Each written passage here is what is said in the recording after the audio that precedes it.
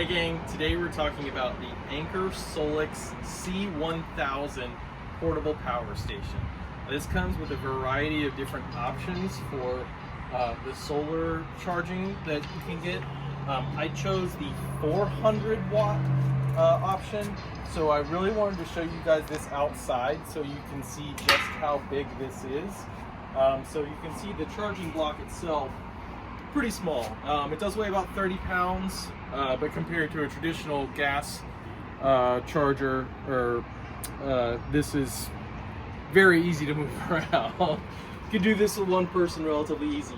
The trickier thing is actually the solar panels. So these are nice in that they fold up into like a quadrant sort of design. So you really only have to worry about the size of one when they're stored away. And they've got really nice handles. But when you're unfolding it, it can be a little bit awkward. I do recommend having two people to set this up.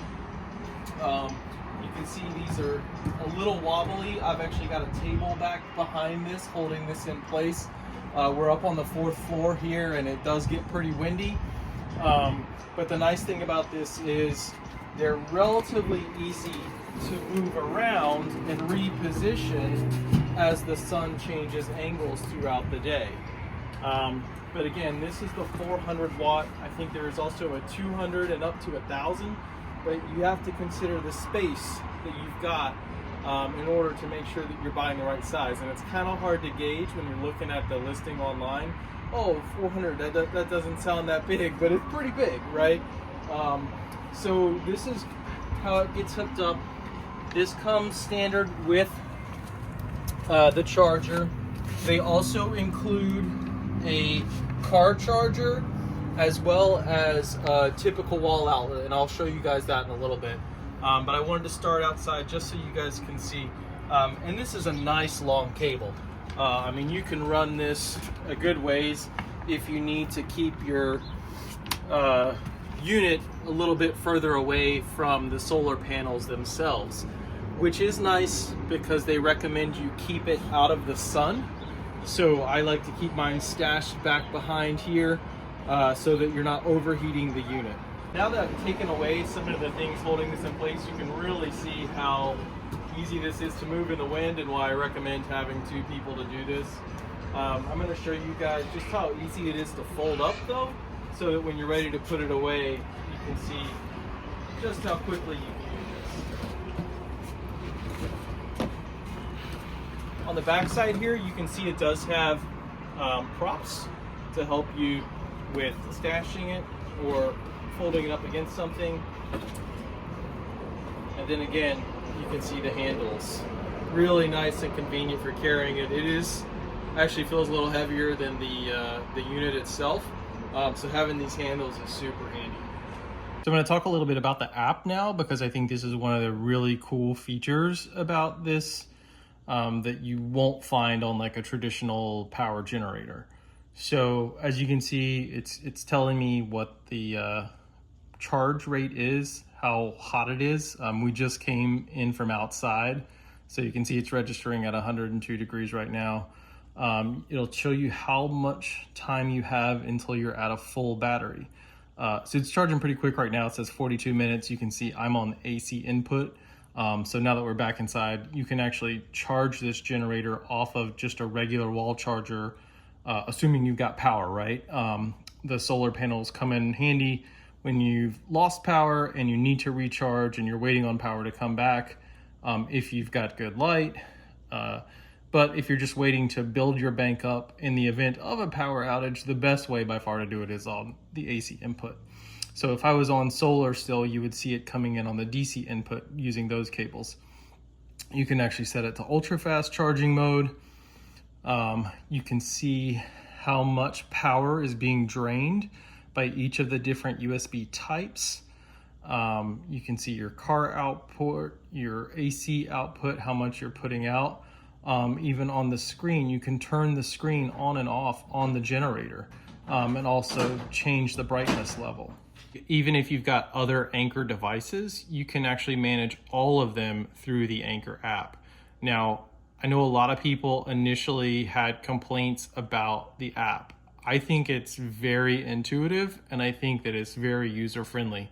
I've even read stories of some people using the app to schedule on and off times for the device so that they power their devices in their home during the day, during peak energy hours, and then recharging the generator overnight when you're off peak, so that you're conserving how much power you're using during the day and how much you're being charged for that. I think that's really cool, and something that you just cannot do with a traditional generator. So let's talk about specs for a little bit on the SOLIX. As you can see here, you've got an abundance of ports for anything that you could want. We've got 6 traditional AC outlets. It's nice that they're actually 3-prong. And you've got 2 USB-C and 2 traditional USB-A, and you've actually got a 12-volt car socket here. One thing that's really neat is the light strip here. And I'm going to show you guys one of the app functions here. As I mentioned, you can adjust the brightness. So look at this. You can take this up 4 different levels of brightness.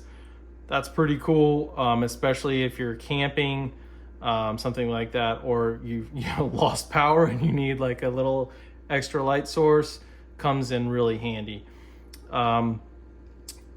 The battery itself, it's got a little over 1,000 watt hours. It's called a Life PO4 battery. So it delivers 1,800 watts of continuous power and peaks at 2,400 watts with a particular surge technology that it's got in here. And you'll see this little button over here. So if you're using like a power strip or something like that, and you've got a surge protector on it, you might need to hit this button first in order to get your power strip to start up. It says that it can power 99% of home appliances. As with anything, you probably want to check with the manufacturer first, just to make sure that your appliance can be run off of this. We've run several large appliances off of this, no problem. But every appliance is different, and so you want to be careful that you're not using something that you shouldn't with it. Let's talk pros and cons of the SOLIX 1000. Major pro, size. Like I said, 30 pounds. It's a little chunky, but so much easier than a traditional generator. Cost. Your upfront cost is going to be a little steep for this, but again, compared to a traditional generator, you're probably going to be around even. The offset to that being, you're never having to buy fuel, right? You don't have to stockpile gas. This is particularly great if you maybe once a year, once every quarter or something, have a brief power outage and you just need a backup supply. Obviously, a gas generator is going to get you through a much longer outage. We're talking hurricanes, severe flooding, something like that, where you really need to be sure that you've got power for a long time. This is an amazing short-term fix. Also great for camping trips. You can take your espresso maker from home on a camping trip. You can take your e-bikes, charge them up during a trip and have another go. Anything that you could want to power. You could take your Ninja grills or something like that out with you on a camping trip. Things you would never think you could be able to take because of the electricity requirement. You can do that. And if you happen to be camping somewhere that's nice weather, you can also take your solar panels with you, throw them in the back of the car, and you've got a constantly recurring charge. Cons, the noise is a little distracting if you're using it just as a regular use kind of utility. Like I mentioned, the guys who kind of set up their power to run in off-peak times.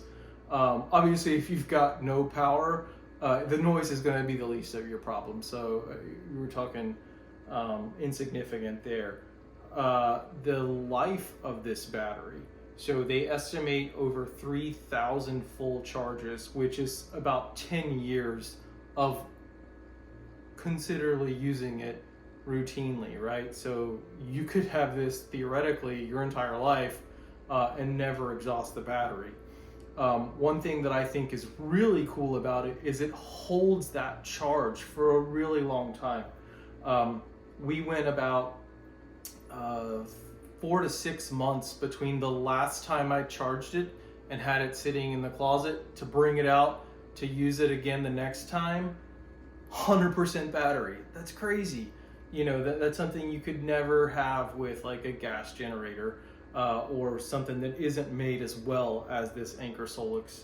I really think the cons, you know, some people have mentioned that it doesn't have an RV plug, which is a 30 volt. Okay, I mean, I guess just get something specific for that. I don't know, or there may be some sort of converter that would work in that scenario. Again, some people have mentioned the app. I think the app is great.